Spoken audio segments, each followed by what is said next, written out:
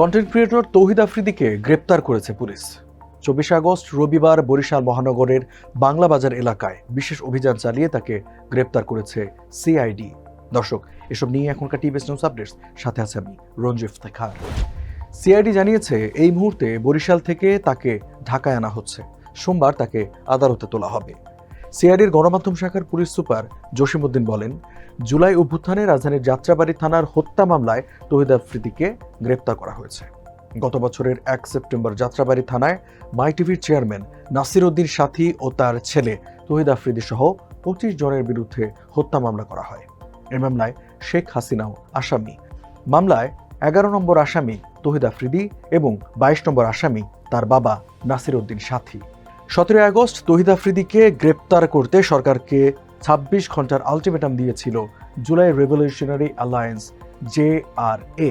সংগঠনটি জানায়, তৌহিদ শুধু বর্তমান সরকারের সময় নয়, 15 আগস্টের আওয়ামী লীগ ক্যাম্পেইনের সময়ও অর্থ সরবরাহের সঙ্গে যুক্ত ছিলেন। এর আগে 17 আগস্ট যাত্রাবাড়ী থানার ওই হত্যা মামলায় তৌহিদের বাবা নাসির উদ্দিন সাথীকে গ্রেপ্তার করে ঢাকা মহানগর গোয়েন্দা পুলিশ।